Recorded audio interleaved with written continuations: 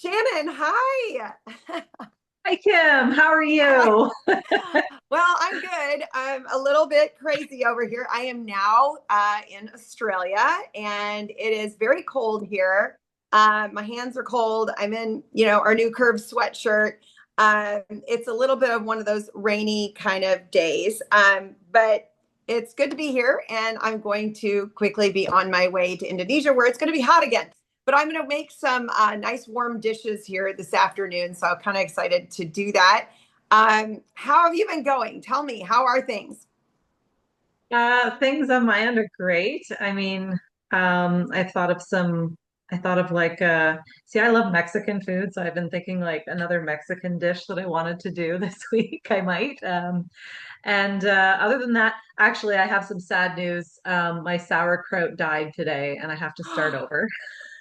So I can tell you what not to do. It ended up in the sun and the lid was open and it got oxygen in it and it wrecked it. So don't do Oh, that. Make sure it's sealed tightly. So I'm going to do it again and hopefully I can show it by the end of next week. This might be a late video that you can throw in there, but yeah. sourdough should be no problem this weekend, which I was going to work on. So that's about all I on will my say this. end. Is our connection okay? Because it's raining and are you catching me okay? Because I can hear Yeah, you I perfectly. can And hear you okay, clearly. Yep. okay, good. Um, Technology is amazing and it's also a nightmare, so you never know. I got to tell you a funny story. Brendan and I made sauerkraut as sort of a date night many years ago. And then we went to this event where we made our own sauerkraut and it had, a special container with like a little valve and, what have you. Anyway, we kind of sat it in a dark corner in the laundry room and sort of forgot about it. And then when we went to open, I was pretty sure we made some, amazing antibiotic of some kind. I didn't know what was going to happen, but let's just say we had to chuck it out. We weren't going to risk eating it because it'd been there over a year. But I got to hand it to people who take on fermenting. And to that point, it's so great you brought that up because I've got some interesting things. I feel like on my side, I've got a little show and tell going on here. And I'm gonna leave it to you as the nutritionist to just, it's not gonna be a game show today, like where I'm gonna quiz you, but if anything you want to add to some of the stuff I pull out, I will say this.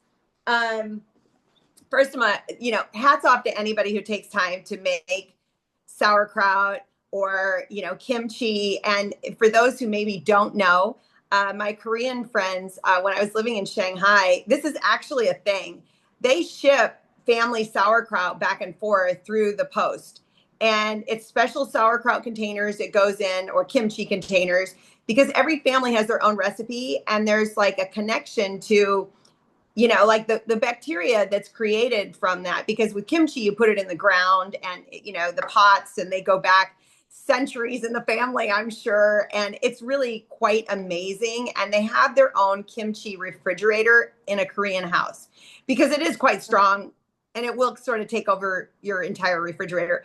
But when we were going to talk about fermentation and, sauerkrauts and things like that, kimchi, it reminded me of a book I have because I have a lot of books on things. I don't necessarily do all the things in the books, but I love to read the books and I love to, just get ideas. I mean, I'm very much a book person as opposed to things on, a computer or on your phone. I really like looking at books and kind of taking it on that way. But this is a really beautiful book on all kinds of fermentation, from kefirs to, making cheeses, to sauerkrauts, to kimchis, to, whatever. But so that kind of reminded me of that. And then I also pulled out, and this is all I could find. There is a whole series of these, but I don't know if you've ever read these books, and it's called Nourishing Traditions. And this is just one of them. No. This one's The Fourfold Path to Healing.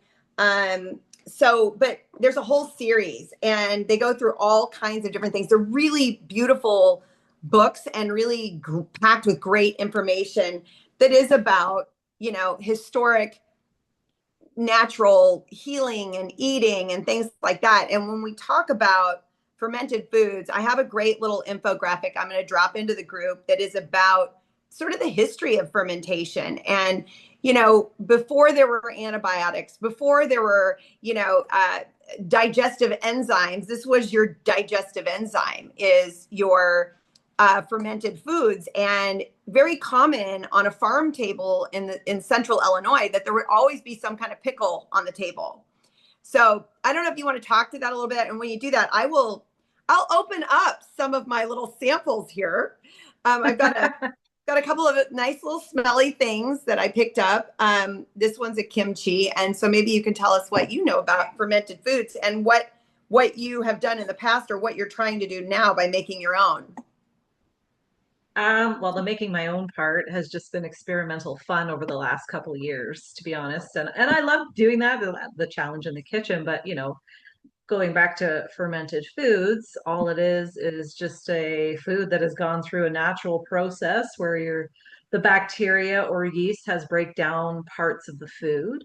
And that's going to create some beneficial compounds, enzymes, and live cultures that are going to support your digestion and gut health. So it's really important to include those with your foods. It's obviously going to help you digest better, digest whatever new things that you're going to be putting into your body and building almost like a tolerance to things or breaking down things, right? So some examples like you listed were the kimchi, we've got Greek yogurt. Is it kefir or how do you say it? Well, I say kefir, but Kefir? I don't Okay. know. It's a Okay. tomato, a I don't know tomato. either. You know, I don't know. It's like acai, and then other people say something else. I don't know. I say kefir, but kefir. I know people say kefir. What do you say? Okay.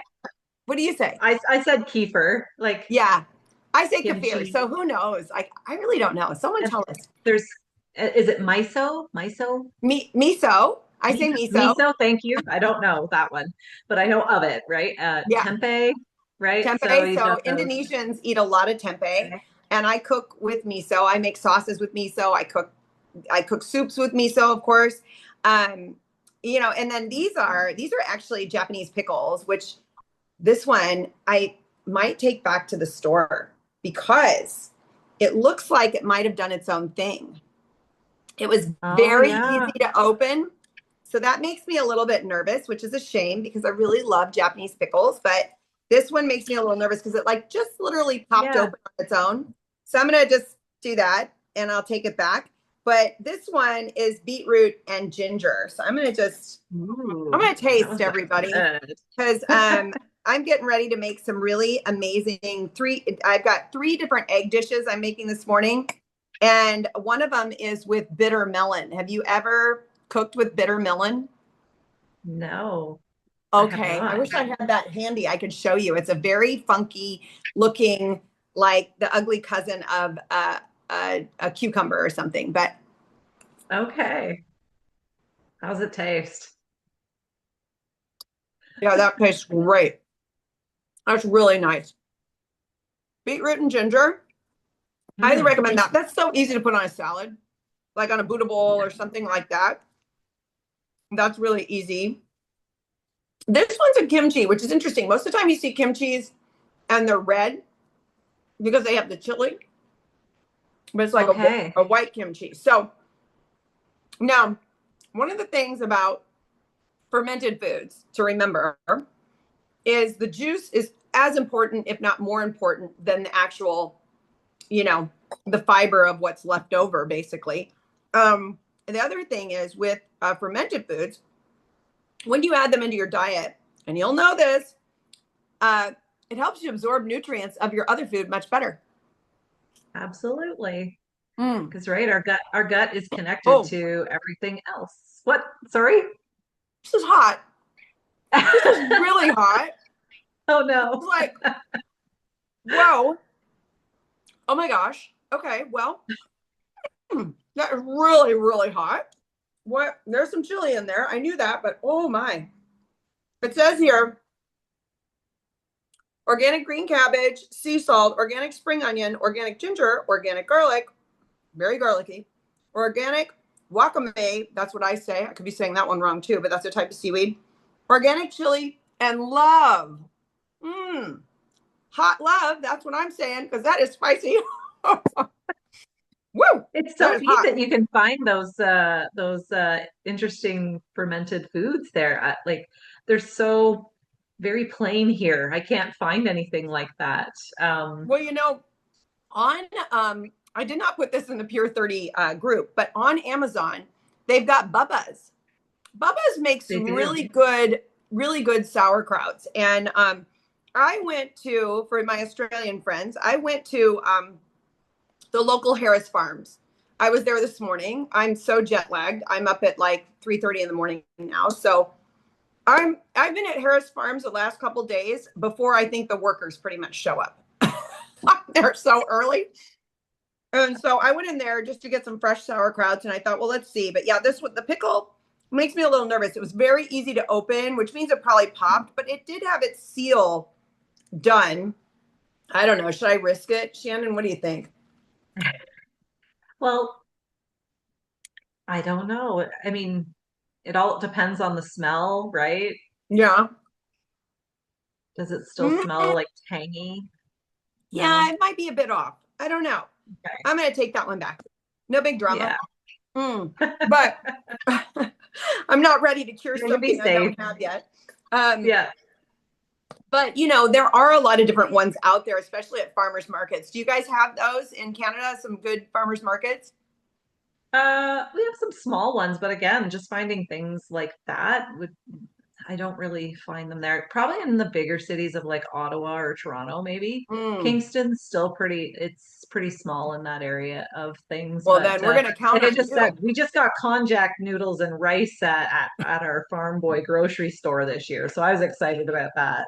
Then we're going to count on So, you to teach us all how to make it at home. Now, I will say we have on our towels. I point there because there's one back there, but that's not the one. We've got a great pickle recipe, and it's Chinese yeah. pickles.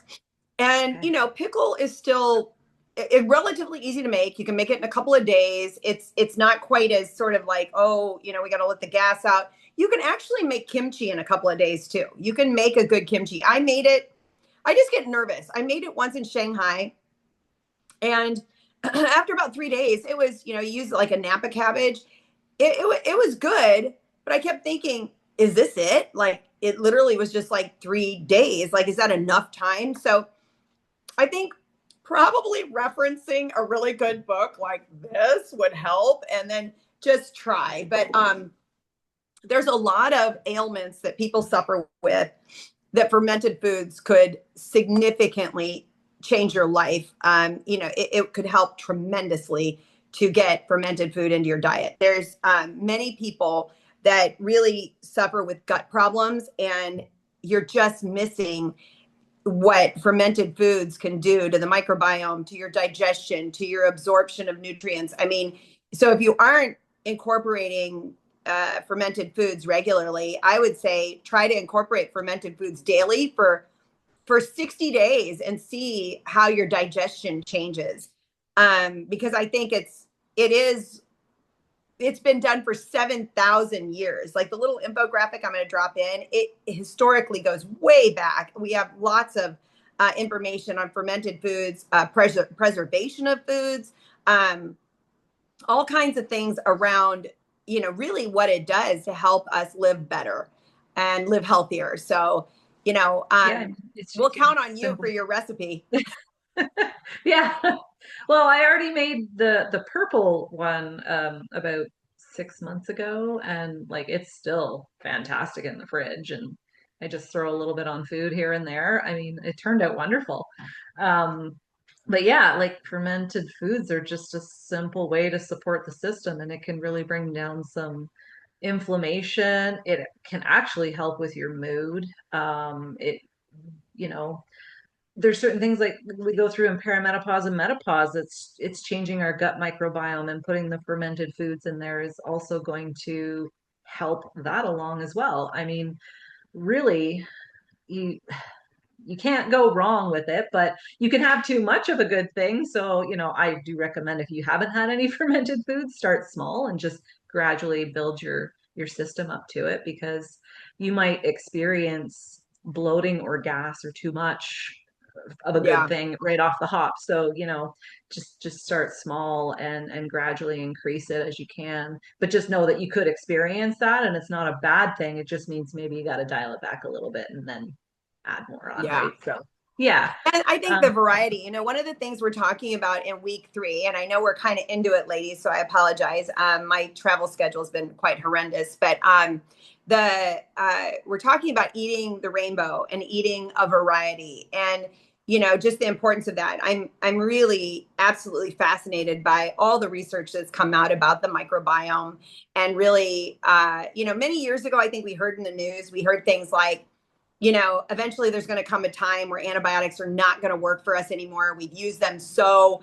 profusely that, if we continue to do this, it's just not going to work anymore. And I never really knew what that meant. I mean, when that news kind of came out many years ago, I thought, well, what exactly does that mean? Well, it basically means that we're wiping out our immune system when we use antibiotics. And yes, they are, life-saving, and but they should never be taken lightly. They should really Right. be taken carefully, and particularly Z packs, the zithromycin packs.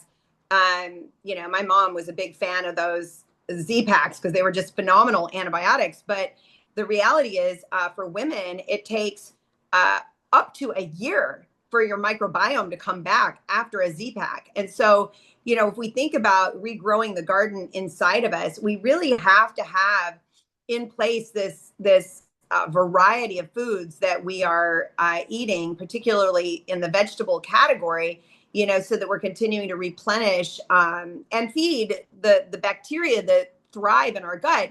And it's like anything, like everything has a particular food it needs, and our bacteria has a particular food. And if you haven't done testing where you see what's going on in your microbiome, I highly recommend all women, especially if you're in the perimenopause, menopause area, to do that, because it's very enlightening to see what's actually going on in your microbiome, and how your gut bugs are balanced or not. I mean, I found out many years ago I had no Akkermansia. And I know we talked about this last year. I'm just so like crazy about Akkermansia, because when I found out I had none, and it's only 5% of the microbiome, but it's the very first gut bug, if you will, that then feeds some of the bigger gut bugs, because the excrement of each bug feeds the next bug and so on. It's a whole ecosystem.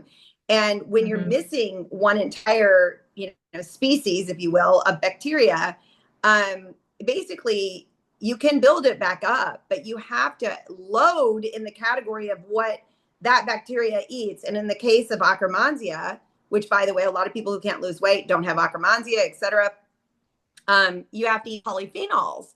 And polyphenols are those rich, vibrant, deep reds and purples. And it is also coffee. Coffee is actually, I drink black coffee. I have some right here because it's early morning here. There's not much left, but I have a little bit left of my, oh, I spilled it, of my black coffee.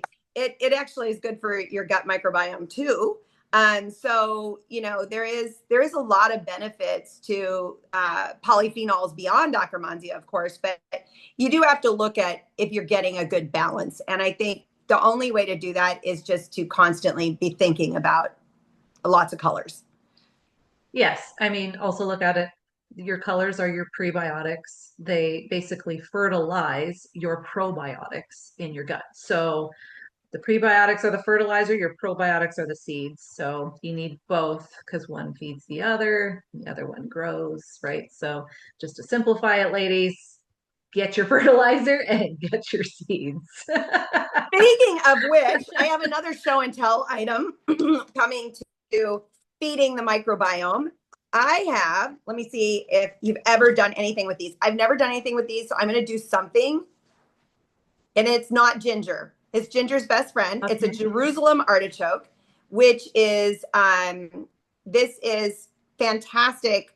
I hope I've got this right to say this is inulin, because this feeds your bacteria in your colon, basically. Okay. And I've never cooked with Jerusalem artichokes, so I'm going to do that. I'll let you know what I come up with. But I saw them at the store, and I'm like, perfect. I'm gonna cook with these, and I'll see what I come up with. I could probably I could probably ferment them, which would be great, but I really don't even know where to begin to do that. Maybe you can give me a good recipe on what to do with Jerusalem artichokes, Shannon. I'm sure we could find something, Kim. I don't know what, but I don't, in the World Wide Web's got lots of answers. I'm sure we can find something because we don't, I Yeah, don't even, do ladies. you even know what it tastes like? Do you have an Now you want idea? me to find out? I need a little knife here. I've got a spoon. I'm gonna do like I think it I'm gonna say it doesn't have much taste. That's what I'm gonna say because you can shred the skin off just like you do ginger, Yeah. and they really are Jerusalem artichokes. When I saw them, I was like, oh, okay, let's see what I can do with this. All right, I'm going water chestnut on this. Like, I don't think it's gonna have any flavor. That's it's an insoluble fiber that I know. Are you ready? Here we go. Water chestnut, Okay. which I just cooked with those last night. Yeah. Crunchy. So would you add it in raw or would you cook it? Gosh, I'd almost just eat it. I just like shred it, put it on a salad. It doesn't really have any flavor. I mean, Just like a celeriac, nice, yeah, it's kind of light and very crunchy.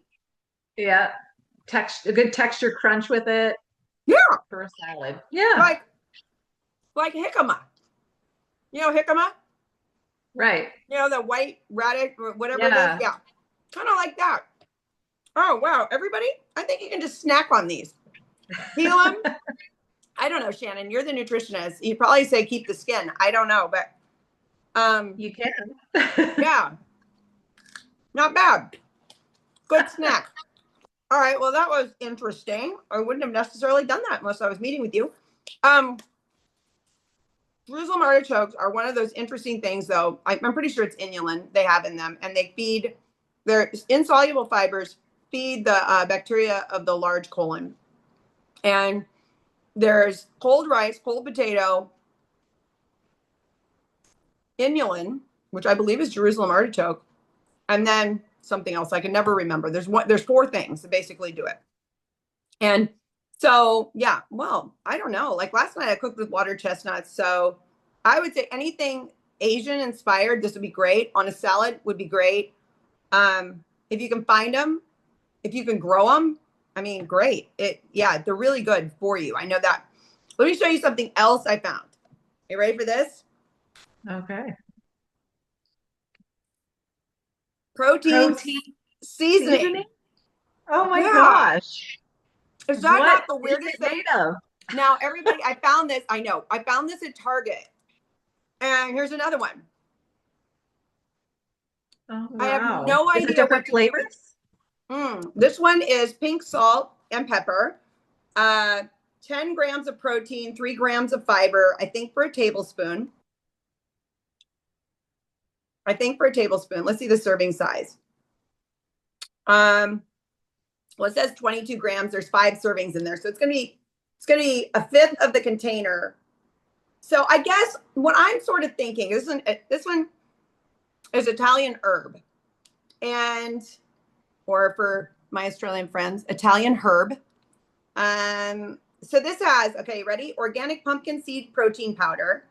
I think you could make these yourself. Honestly, when I read it, organic pumpkin seeds, chicory root inulin. Okay, so chicory root, that's another, see, inulin. It's just like the Jerusalem artichoke.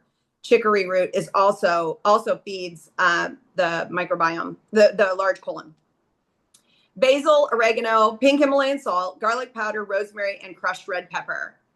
Seriously, everyone experiment, make these. I think this would be really good in some Greek yogurt as a salad dressing. That's a great idea. Yeah, so this is called Devious Protein Seasoning, and it's gluten-free. And I saw it at Target. And I was like, what? That's so interesting. And then this one, okay, it tells you on the back what to do with it. Are you ready? Oh, everyone should guess. This is very interesting. So I hadn't even read this part. I read the ingredients first. So this one is also organic pumpkin seed protein powder, organic pumpkin seeds, chicory root inulin. So again, it's good. Everything in here is good. Paprika, pink Himalayan salt, and black pepper. Seriously, you could make this yourself. I really think you could make this yourself. Are you ready? Here's what it says to do. Sprinkle 2 tablespoons. So that's the amount for 10 grams of protein. And it says elevate pasta, soup, grilled vegetables, burgers, rice bowls, popcorn, tacos, and more with a dash of our power-packed seasoning. Some might call it a shortcut, but it can be our little secret. Sprinkle it or mix it. Snack, dish, etc. 10 grams of protein, 3 grams of fiber. There's 5 servings in a container. And these weren't expensive. Wow. I don't know, $5, $6 maybe. I mean, seasoning, it's kind of the same as all seasoning. So yeah, it's like putting together a last minute dressing idea when you can't think of something, grab that out of the cupboard and yeah. Well, we're protein stacking, right? I mean, this is really it. This is what we're talking about. And I absolutely loved your bowl with the avocado in the yogurt. That was so great and pretty. Your dish was beautiful. The green goes good with the purples, right? Well, the cherries, I've never seen the frozen berries with cherries. So now it makes me want to look for that. Yeah. That looked amazing, actually. And it looked like it could be a really good frozen dessert too. I did some frozen protein-based ice creams in Mexico right before I left. So I'll be posting those in the group soon. But I saw these and I thought, oh, then I thought I could make this myself. I mean, you use a protein powder, then you add a bunch of seasoning. I mean, yeah. So I would say everybody experiment a little bit and see what you come up with. Like, don't let your protein powder limit you by, oh, I must make a protein smoothie or something. You know, like what else can you do with protein powder that is a stack or enhances something? A seasoning. Another neat idea. Yep. I know, like Shannon, you're going to go invent something. I can tell. You're going to be like, I got an idea. Canada doesn't have any of this, so I'm gonna get on this. But you know, I think because we're going into like the party time of year in America in particular. I mean, maybe a little bit of. I don't think the Australians ever stop partying, to be honest. But it's my feeling. I don't know about the New Zealanders. But we are going into this time of year in the summer where there's a lot of summer, you know, parties, events, picnics, you know, holidays. And so I thought, well, I wanted to grab a few things because I think we can get into a routine of what we find at the grocery store and we don't always look for other things to kind of, you know, change how we're eating. And for a long time, I stopped buying regular crackers. What do you guys call them? Do you call it? I think they call them biscuits here. I get so confused with the biscuit cracker thing, but basically crackers that you put cheese on. So Mary's crackers, they sell them at Costco much cheaper too. These are an all seed based cracker, which I think is great. So if you can, you know, get your variety in by, you know, getting rid of your, you know, gluten-y cracker and do a seed based cracker, it'd be great. But then I also saw, you know, they have these are zucchini and almond. Have you ever made your own crackers? No, I have not. I haven't done that yet. Well, apparently it's quite a art to do that. I haven't done that either. I made the Parmesan rounds last year, and I made them with the pre-shredded Parmesan, which don't do that because there's a caking agent in those pre-shredded cheeses. Right. So much better to shred it yourself. And, you know, last week we talked about, you know, just a little bit about cooking with things and the utensils we use, and also your Ninja air fryer is glass. So, you know, anyone out there with air fryers, you know, switch to the glass. I just, you know, first of all, I think air frying is great, but the actual containers, just like cooking your rice in the Teflon, like go to stainless steel, even though it's sticky and you have to deal with cleaning it. It's just so much better. Yeah. Get all of that stuff out of your body or getting into your body as much as you can, because you don't even realize the buildup. Now I'm not sure how, like, I don't know how you'd measure do you know how you'd measure Teflon getting into your body? Because I know like you can measure heavy metals through a hair analysis, right? So I don't know how you measure. I mean, they're the PFAs, right? These are the forever chemicals. And I do think there is actually a way to measure that, but I don't know. But I did do a hair analysis last year and I did have, I can't remember, I had high amount. I think I had a high, not like extremely high, but I was high on the lead maybe and maybe mercury. And I've been I don't know if you've ever heard of using Shilajit, it's Yes. called. Yes. So I've been taking that for a year, and I don't see. I'll get a hair analysis done again probably late summer to see. It takes a long time, right? So Yeah. before you can really check that again. But I'm really curious because I just noticed like a huge amount of brain fog that's left, just sharper in my work and more focused, and yeah, like you start to realize that I never felt this way before. This isn't normal. So Right. it's good to like check those things if you can do a hair analysis or blood work, or maybe we could look into how to look up the PFAs or microplastics, right? So Yeah. uh, The microplastics are horrendous from bottled water and things like that. I just watched mhm. a guy do an entire chemical analysis of bottled water, and he also did it of salts. I will find that guy on YouTube. He did the whole thing, and oh, it was a little bit disappointing, I have to say, because one of the salts I do usually like to cook with is the Celtic salt, the one that's in the bag. It tested terrible.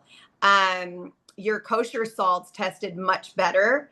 And also, another water I do like to drink, which is Fiji water, it also tested bad. I'm like, no, this can't be. But what tested really well is Icelandic water. Now, I knew Icelandic water was good, so I was kind of rooting for Icelandic water in his lineup. I'm like, oh, that's got to be good.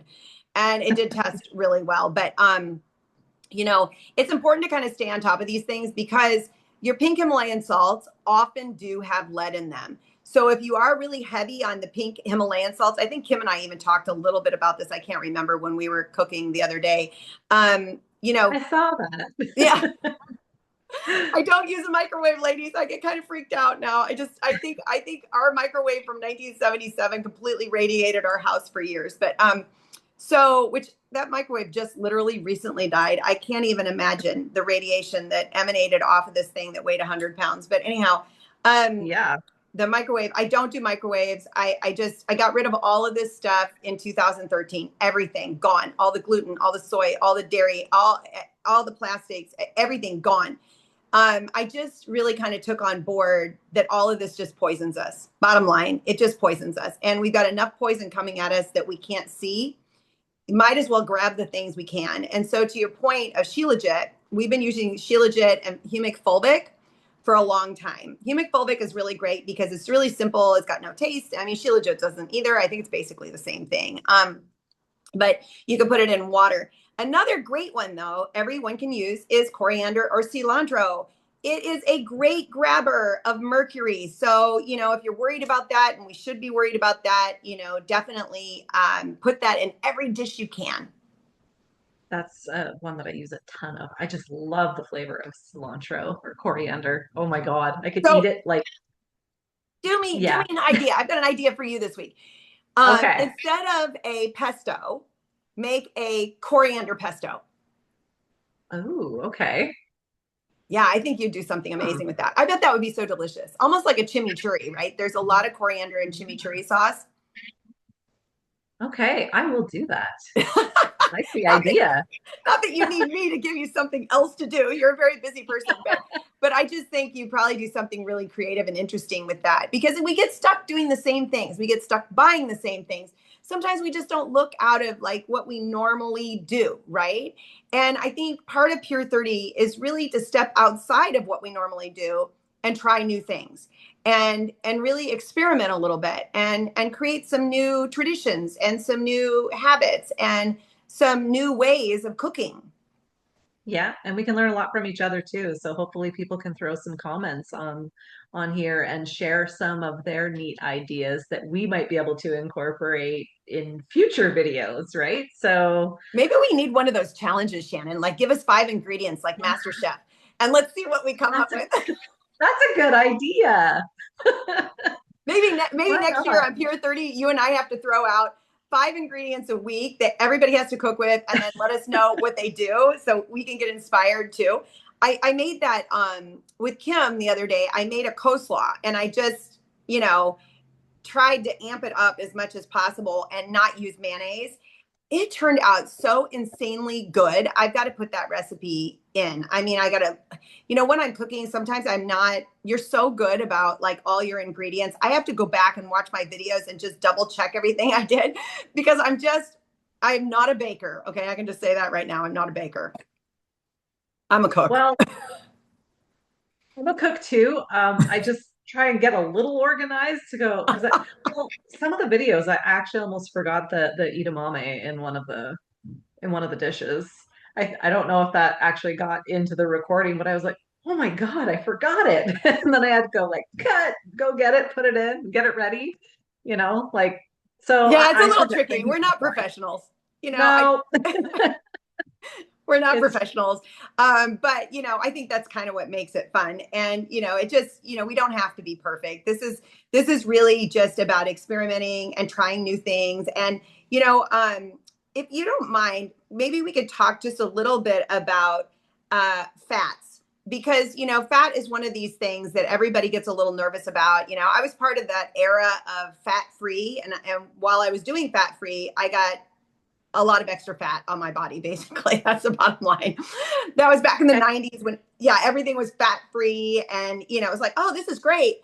But it really was terrible. It was very high in sugar and it was very high in carbohydrates. And, it was just an incredible marketing gimmick, is what it was. But, a good healthy fat, and this again goes to summer parties and things. And I grabbed these. So you can't eat tons of these at once, of course, but when I saw these, I was like, oh, these are good. This is blue cheese stuffed olives. And, mm. your olives, when they're packed in brine, can be a lot of extra salt. And, but these are actually packed in oil. So these are going to be like sort of super, super loaded. You wouldn't need too many of these. And if you're thinking martinis, I know what you're thinking. Um, this is another really good, summer dish you could put out as an antipasta with some really good things in the antipasta.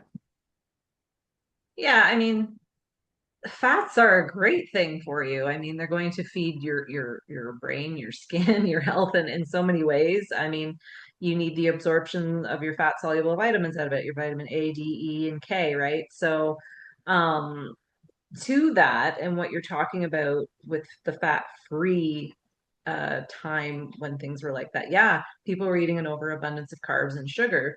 So yes, fats are good, but you still need to measure how much you're getting because they are higher in the calorie content intake, right? So as long as you're getting healthy ones that are not industrialized, overheated, and processed over and over again to the point that it's going to cause you inflammation, something like you shared there, like in the olive oil, or is it, you said it was an oil base? I'm Yeah. assuming it's olive It oil. was just the Um, cooking oils of Asia. Yeah. Yeah. yeah. Oh, So I you're talking mean, about the olives. These olives are in probably a good oil, is my guess. But yes, last week you and I yeah. talked about the cooking oils. Yeah. Yeah. So, I mean, it really boils down to reading your labels, but following your macros too. So it's a combination of both because you can go the keto diet and lose weight on a high fat diet, but you can also do a low fat diet, but you better make sure that you're supplementing for what you're not getting in the low fat, and you can't do that forever either. So I mean, it's just understanding and learning what your body needs and choosing healthier fats to that extent, like your grass-fed butter, extra virgin olive oil, as long as it's cold expeller pressed, right? Your avocado oils, and stay away from those highly processed canola oils and seed oils that are going to inflame you. I mean, I hope nobody's too scared now to reintroduce fats into their body because we did a lot about that last year, I think, too. And there's good sources to just easily get it, like just a teaspoon of chia seeds, right? Is another great source. And then you got pumpkin seeds, your nut butters, and just choose nut butters that are not in hydrogenated oils, right? So Yeah. look for that as well because that is also another inflammatory type food that you'll end up putting in your body. And if I remember correctly, hydrogenation, doesn't it cause it to absorb, like larger proteins can absorb into the blood when it's hydrogenated or something like that, I believe. So you're actually getting things put into your blood that shouldn't be there, which is going to probably contribute to a cardiovascular disease later in life. So Well, there's a reason. yeah, when you say that, it makes me think of a couple of things. I mean, number one, our brain needs fat. And today we're dealing with so many different brain ailments that are becoming obvious, from brain fog to early onset Alzheimer's. Mhm. We've got and the latest research or information that's come out on HRT, without hormones, which we really should have, we are accelerating Alzheimer's and osteoporosis. And as someone who's just gone on HRT, I just have to say it is a complete game changer. And over the last 5 years, I was just losing hormones to the point I had none. And then the other thing I do want to mention is just digestion.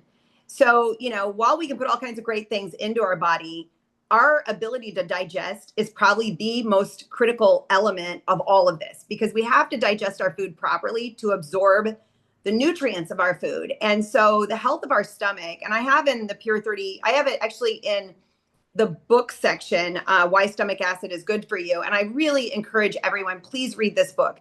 It absolutely shifted my thinking so dramatically. And I sat next to a lady on the plane yesterday, well, 2 days ago now, lovely woman in her 40s. And we just started chatting, and I'd be like that meme, how quickly do you talk about, gut health or something crazy? I'm that person. Within 30 seconds, somehow it just seems to come up. I don't know. But we started talking about digestion, and she suffers from GERD, and she has Barrett's disease.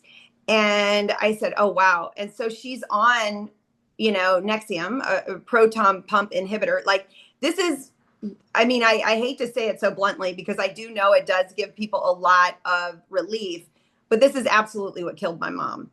And no question, this is the root of that. And it was years of taking basically your prescription level antacids that stop all production of your digestion, your stomach juices. Yes, you feel better, but now you just remove the army that protects your digestive tract, and all this stuff gets in. And then it's just a cascade of things where you aren't then later absorbing nutrients properly, because there's all kinds of rubbish that's gotten down your digestive tract growing that shouldn't be there. So I guess when we go back to, talking about eating the rainbow and talking about fermented foods, if you're struggling with anything related to digestion, start naturally first. Use a variety of things. Build up your stomach's ability to function well. And like, some people can't tolerate chili, some people can't tolerate garlic. um Everything is, like you said, a little bit at a time, because I talked to this lady about SIBO, small intestinal bacterial overgrowth. A lot of people suffer from that. A lot of people have pets in the house and probably should do a parasite cleanse. This is kind of what we're getting to in the fourth week, which is really talking about diets that are rich and have a wide enough variety, and I mean rich by variety, to really bolster your immune system. Yeah, it's so important. I mean, eat the rainbow, and the variety. Um, if you eat the same thing every day, you can also kind of run into problems there too, of too much of a good thing in one way. So, I mean, I agree with you. I've seen it in people, and where it heads down, even in what's it called, the geriatric surgeries and the Oh, the complications. bariatric surgeries, those? Bariatric, Yeah, sorry, yes, yeah. No, it's late for and you the and early for me. complications. I'm sorry. Keeping you up late, Um, Shannon. like it works for the year, right? And then people turn around after a year and they start gaining weight again because they never fixed the problems in the first place. They just were told eat this much and only these things, and then they go back to their regular lifestyle, and then all of a sudden they're like, why are all these problems coming up again? Right. And Yeah, So, and so with hair, do you recommend hair analysis as your go-to as a first test? Do you think people should do hair analysis first? I think it's a good start, especially just working on heavy metal toxicity because it could come from past vaccinations. It can come from, again, like the foods that we cook in and absorbing it that way, and the environments we live in. Mm, Like, so absolutely, I think it's a great start. It's a long-term game that you're gonna probably need a year to correct if there's anything going on. And then from there, you can do simple blood work just to tailor to anything you're low in on the nutrient side, right? So I think those two pieces are great. And then if you're just doing all the new little things of Pure 30, that's just going to really make your whole digestive system flourish anyway. I can definitely attest to being a year into just re-implementing good nutrition back into my life that I was ignoring for so long. And I can share that I had all the inflammatory indicators starting. I had possible perimenopause starting. I had all those things starting that were just contributing to the fact that I was not paying attention to what I was eating and just eating and working, right? Like you get in a zone and you forget yeah, yourself. yeah. So, and I will never do that again. So it's got to stay a staple in my life because I have two boys that are now 20 and 18, and I want to see them grow into young men and start their lives and be able to go hunting or doing outdoor things with them again. So, yeah, anyway, start somewhere with just checking on, like you could go do reflexology, you can do iridology, you can do a Yeah. hair analysis. There's I'm so so many. going to do the iridology. I want to know that for sure. One of the things, I don't know that we've mentioned this, and I know you can comment on this, but the bulk of our serotonin is produced in our stomach. And so when you talk about mood, which you mentioned mood, women suffer, I think, I say suffer because, we're such a species of perseverance. you know, we Yeah. women get stuff done, and I'm often asked in Asia, "Are you a feminist?" But I mean, I'm just so proud of being a woman. Like we just get things done, and we kind of just don't mess around. But because of that, I also think we can kind of put ourselves, sort of at the end of the line, and we can also ignore signs. And I really hope that when people are using, and we talked a little bit about this last week, but when you're using Pure 30 for this 30 days, really take time, one, to reflect at the end of the week, but to really mark your mood, because I do think we don't stop to do that enough. And it is important to just check in with yourself. And I did the IgG and the IgE tests many, many years ago, and then I repeated those tests. And it's very interesting to me that those tests, basically the foods you love, always seem to show up as too much. And that's because we tend to eat those things, and so that's why the variety is so important. Believe it or not, Brussels sprouts showed up. I think, well, I love those. Well, yes, I eat a lot of those because I love them. So you need variety. And it's really, really an important thing. We would do it for our children. We should do it for ourselves. It's that whole oxygen mask on the airplane. Put yours on first before your kids. And so we do have to take care of ourselves. And we do need to check our blood work, do some tests to, if you don't know, great, invest in that. The Dutch hormone test, you can do that one. You can do hair analysis. I've never done that because, I have perimenopausal hair. You have a beautiful thick head of hair. I've never had like a ton of, oops, I froze a little bit. I've never had a ton of hair anyway. So they do cut a chunk of hair out when they do Yeah, hair so analysis. take it from the base of the neck though, where it's hidden. That's where you do it. And also, you can't do it if you've had colored hair. So I don't color the underneath on purpose because I don't need any more to break off. My hair cuts itself. But, you would do the hair analysis from down here. And then IgE and IgG, one is minerals and the other one is food intolerances. Those are blood tests. The Dutch hormone test is a urine test 6 times in one day. So it can catch your hormones at all different levels. So you can see where you're at, your cortisol, your estrogen, your progesterone, your testosterone, et cetera. But I will say, you're not doing HRT yet, are you?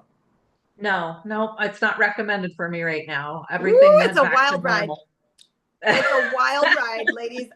There's just stuff I can't even say on here. You know what I'm saying? So if you know, you know. It's a bit of a wild ride, but I'm sure I'll make a video about it later. But it's interesting. And I do feel I'm sleeping solid 6 hours, like solid, just That's completely amazing. through.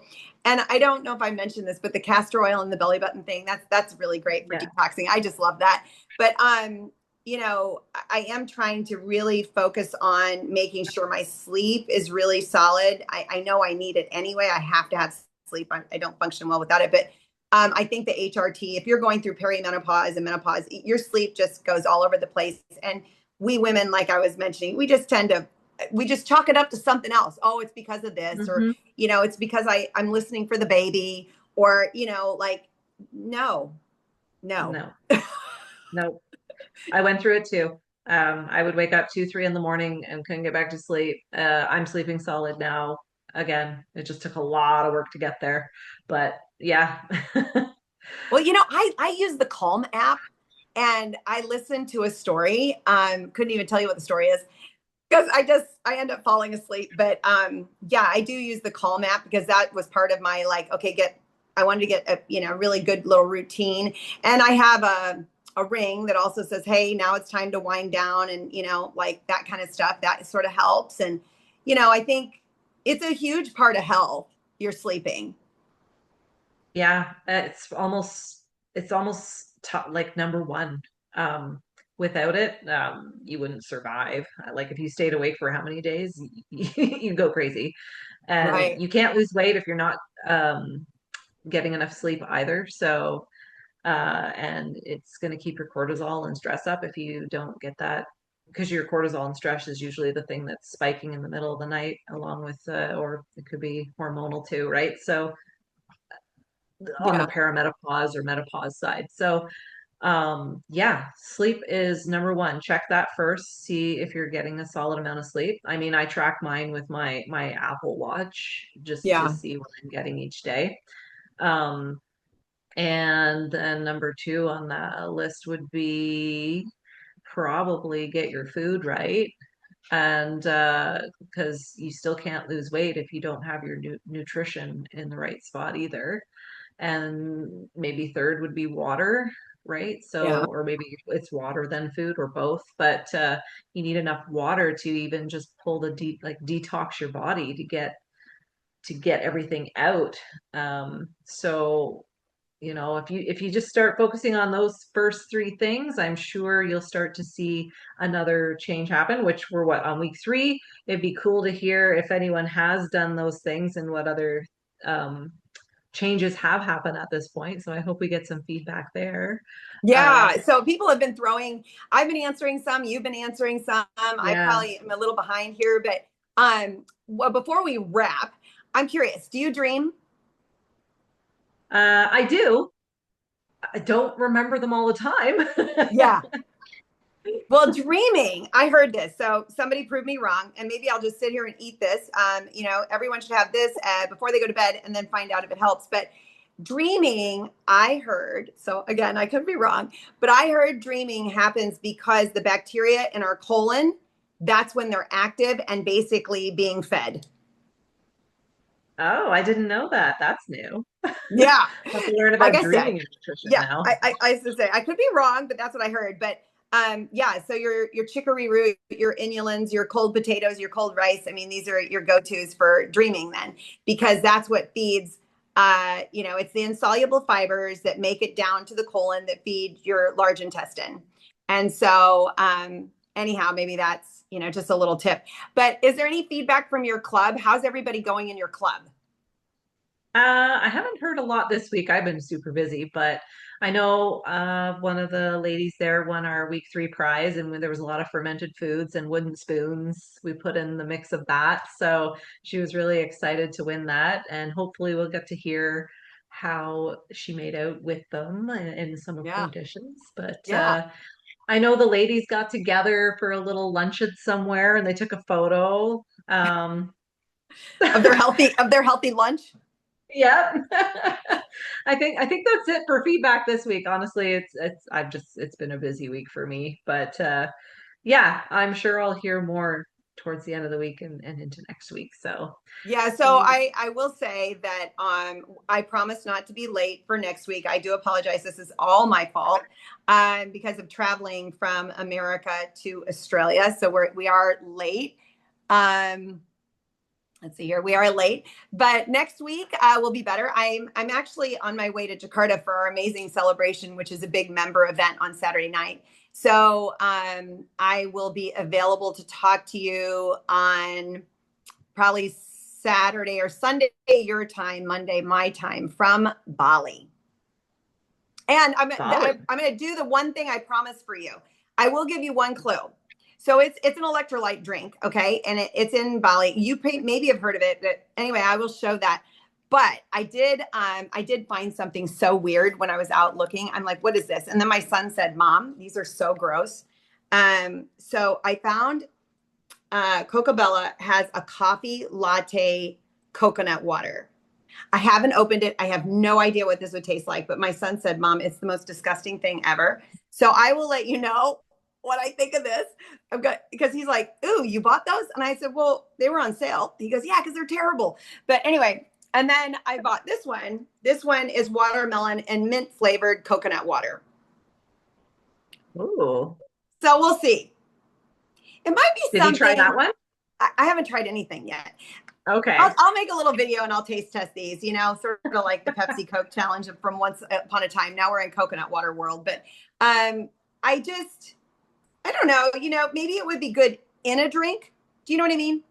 Like as a mixer, Maybe. like a base, something. I don't know. Anyway, yeah. So we'll I love seeing some of the new stuff that comes out. There's so much in the area of drinking now, and I don't mean alcoholic drinking. I mean natural drinking. There's so many options out there that are like new and interesting. So I'm always kind of curious. So I thought, well, let's try this. And I do in Australia. There's a lot of non-alcoholic drinks out there. And there's a lot that have, that are flavored with stevia and things. And so, there's a lot of good variety out there if you want to get off of drinking alcohol or any of these sugary drinks, or you're going into a summer party time and you don't want to, throw your whole body off. There's a lot of options. So I just thought I'd try a few things and we'll see. Yeah, let me know. I'm very curious about that. I'll have to maybe I'll venture up this weekend to that Belleville store, and I know they might have things like that electrolyte latte drink there, but I didn't Mm. really look. I remember seeing some latte stuff and that on the shelf, but I didn't really look that hard at them. So, Well, I'm looking to yeah. see. Oh, well, I mean, there's going to be sugar in coconut water anyway because of the coconut itself. But Mhm. um, yeah, I always kind of struggle to read the information, the nutritional charts in Australia because of how they do everything. They do kilojoules, they do things a little different, but it basically says 25 calories, but in the sugar category, it's 5.5 grams of sugar for 250 mils. Um, so it's pretty high for sugar, but it's natural sugars. Yeah, it's all natural. It's all, I don't know that they can say organic per se, but it's all natural. So we'll see. 5 key electrolytes in here. I don't know. It's interesting, but my son already warned me that it's going to be gross. He Maybe you can always make a tries video. interesting stuff. Yeah, so I'll Did have to he look. try it though? He tried the there's a chocolate one. I didn't buy the Okay. chocolate one because I thought that really did sound gross. I thought, oh, I like coffee. Let's see what that's like. Um, yeah, he's like, oh, I tried the chocolate one. It's really gross. And I go, okay, well, this is these. And he goes, yeah, they're probably going to be gross too. So that's kind of what he told me. So we'll see. Okay. Yeah, keep me posted on that. Yeah, I will. I'm going to be cooking. When I hang up with you, I'm cooking 3 egg dishes, eggs 3 ways. And yeah, so I'm going to try a couple things and hopefully it'll inspire you a little bit too, because 2 of them are Asian dishes, 100% Chinese dishes. But they're very easy and they're so good and they make your house smell amazing. So I'm going to do that before I leave here. I'm going to cook these egg dishes and then I will see you really basically in 4 or 5 days from now, pretty much. So thank you, Shannon, for staying Actually, up late. I saw an egg dish too. It was an Asian dish, and I'm like, I might make that. I don't know if we're going to be making the same thing or not now, but Oh, I might attempt it and see. It looked pretty simple. I don't yeah. know, Well, I but gotta say, it was protein loaded. I hope everyone is having as much fun cooking as you and I are, because we're going outside of our box too. You know, we're pulling Yeah, out things that we haven't cooked in a long time or things we've never tried before. And so far so good. But yeah, if people are trying new things, I do want to hear about it because it is fun. If you enjoy cooking and you come up with a new dish, it is a lot of fun. yeah. This will be a challenging one for me, something I've never done before. So let's see how it turns out. Well, I didn't realize I cooked so much Asian food. And yes, I lived in China for a long time, but I just didn't realize how Asian influenced my cooking is until I started doing recipes. I'm like, oh, I have a lot of those kind of dishes. So, But um, I love it. I love it. It's like I'm bringing in some of like your good old fashioned type, but you've done some good old fashioned ones too of some roasts and stuff in the kitchen. So I mean, I think you got a good mixture going on and you're yeah. inspiring me to try new things. So and come Well, up with you know what I am going to do? This in my egg dish. I will tell you one thing. I'm gonna use your sweet potato as a base in one of my egg dishes. It's an egg casserole, and I'm going to use sweet potato as the base because of your sweet potato. I thought, well, let's try this a little bit differently. So that's going to be one thing I'm going to cook, and my kids are just going to have to eat this because I leave tomorrow. They're going to have to eat all the stuff I make. I know, I've been doing the same thing. I'm like, here, this is yours. Yeah, Eat it. it's good for you. And Yep, here, fill out your book, boys. Just fill out your book, okay? yep. Oh, he loves it. My son comes up, he's like, "What'd you make today?" I'm like, "Well, it was that chicken Thai bowl," and he ate the whole thing. He's like, "Oh, mom, this is great!" And then he went off to school. So, Well, I hope people are doing that for their own families too, because you want your kids to have a variety of tastes as they develop into young adults and that they experiment with food. There's so many amazing foods in the world. And so hopefully that will plant the seeds of, being a 1 day foodie and going to amazing restaurants and trying new foods and, evaluating the food and deciding if you think it's good enough, etc. funny story. When I go up north, well, it's not really funny, but when I go up north to a lodge up there, we go fishing, my kids and I, and I'll go hunting up there once a year. The owners are so into Thai food, and he actually gave me a jar of kimchi he made and it was so good. And when he always makes a nice dish at the end of the week that's just super spicy Thai type foods and Love it. oh my God, it's so good. So I get a little bit of that world up there and they usually spend their winters down in Toronto and they go to all the restaurants and get all the things and then they'll bring them back up there and then we all get to go up and try them. So yeah, I just think it's cool to be way up in the middle of nowhere and we're eating Thai Thai food. type food at a hunting lodge. That is great. I am at Yeah. 1%. I'm going to die, so I don't want to cut Okay. you off. But I will say bye for now, and I will see you soon. Sounds good. Bye, Shannon. Bye, Thank Kim. you. Bye. You're welcome. Bye.